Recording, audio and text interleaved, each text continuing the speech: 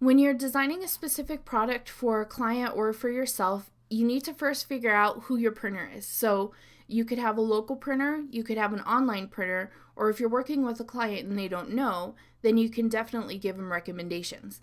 Now, if you're working with a local printer who's going to be a lot easier because they're near you and there's someone you can get to know and you can get a good working relationship with, then make sure you call them and ask them and say, hey, I'm designing this brochure or this business card or this postcard.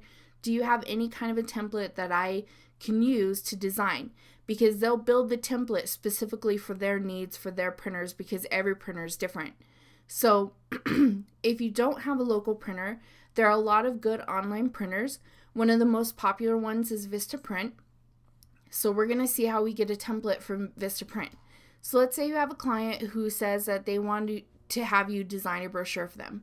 Well, you're going to need to go through all the different types of products that Vistaprint offers, and you're going to look for brochures.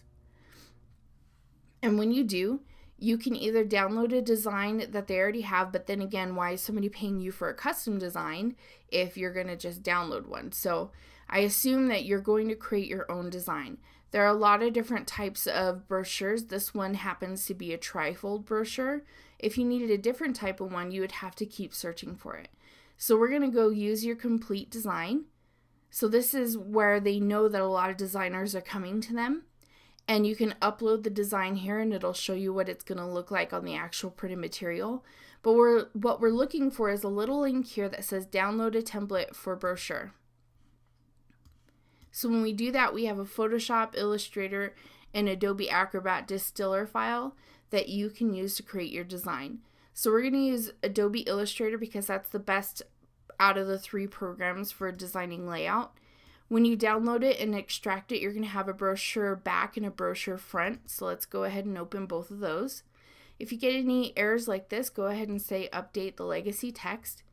And every template you get from Vistaprint, or truly most places, will already have guides in place for you and will show you the trim size. So the actual size of your print is the blue line.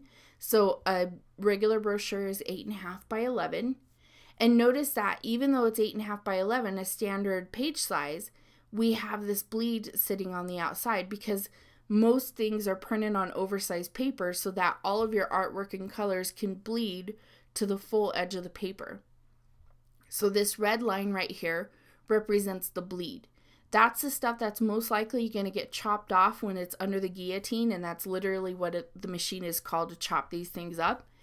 But if it shifts a little bit and you don't have your artwork going all the way out to that bleed or even beyond, then there could be a chance that there will be a little white edge and it'll just look unprofessional. So make sure if you have a picture here of a woman, or you have, let's say, a shape or an illustration or a background color or whatever, that you take it all the way out to the edge of the actual artboard, out to the red line bleed or even a little bit past it. And the reason why is because that way, if it shifts when it's chopped, it's still going to look fine. Now, don't put anything in there that's important, like you wouldn't put her eyeball in there or you wouldn't put text in there that people need to read, because that, again, is most likely going to get chopped off.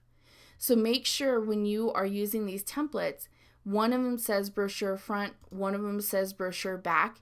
It's important that you actually design the back in the back and the front in the front. I know they look exactly the same, but in truth, because of the way they're folded, the panel sizes on the front are a different size than the panel sizes in the back. So make sure that you actually follow those.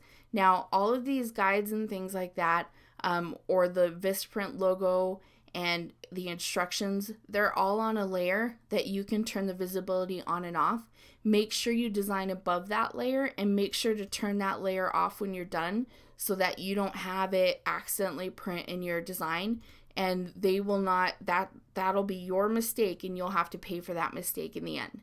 So that's the basics of working with a template from a printer. Again, if you have a local printer, they probably have the exact same stuff. So make sure you call them because their templates will be specific for their workflow.